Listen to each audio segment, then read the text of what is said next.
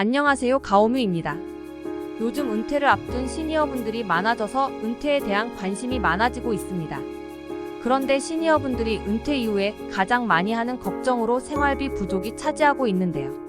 특히 은퇴를 앞두고 있는 2차 베이비부머 세대분들의 자산의 80% 이상이 부동산에 편중되어 있어서 생활비에 대한 고민은 더욱 깊어지고 있습니다.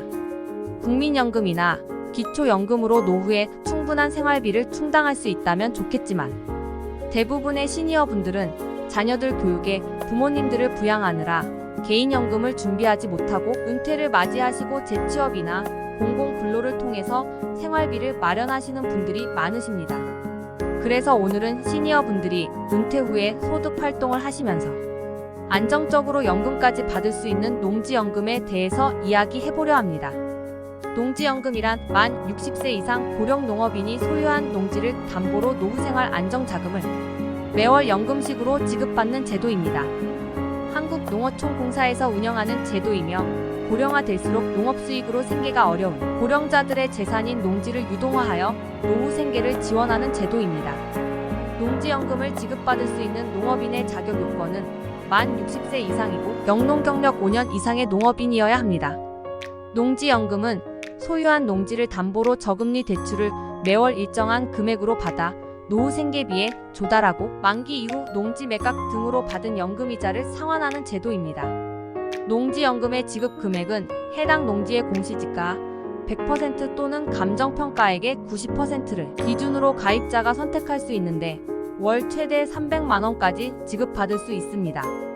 연금 지급 방식은 살아있는 동안에 지급받는 종신형과 일정 기간만 지급받는 기간형 중에서 가입자의 자금 수요에 따라서 다양하게 농업인이 선택할 수 있습니다.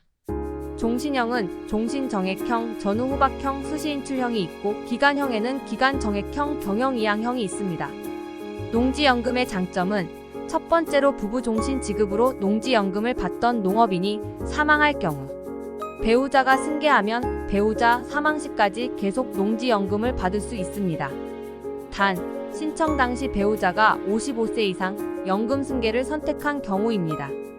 두 번째는 연금을 받으면서 담보 농지를 직접 경작하면서 직불금 혜택도 받고 수익도 얻을 수 있고 농지를 임대도 할 수 있어 연금 이외 추가 소득도 가능합니다. 세 번째는 정부 예산을 재원으로 하며 정부에서 직접 시행하기 때문에 안정적으로 연금을 지급받을 수 있습니다. 네 번째는 연금 채무 상환 시 담보 농지 처분으로 상환하고 남은 금액이 있으면 상속인에게 돌려주고 부족하더라도 더 이상 청구하지 않습니다.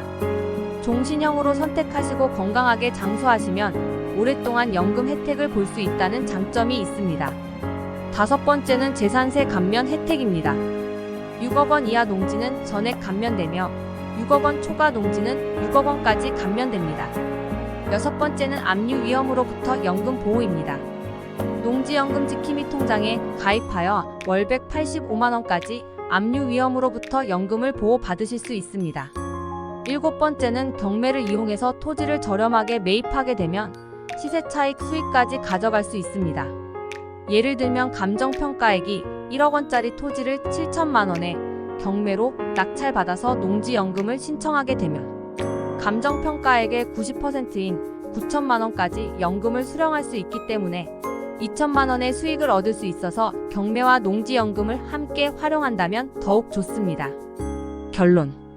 은퇴 이전에 열심히 준비해서 농지를 싸게 산다면 은퇴 이후에 농사를 통해서 농사 수익도 얻을 수 있고 직불금도 수령하면서 농지연금까지 수령하게 된다면 노후에 안정적인 수익을 가져갈 수 있습니다.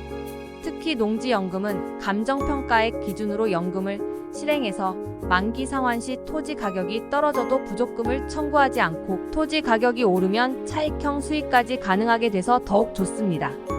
오늘은 이렇게 농지연금에 대해서 알아보았습니다. 이 영상을 보시는 시니어분들의 장밋빛 노후를 응원하겠습니다. 끝까지 시청해주셔서 감사합니다. 구독과 좋아요는 저에게 큰 힘이 됩니다.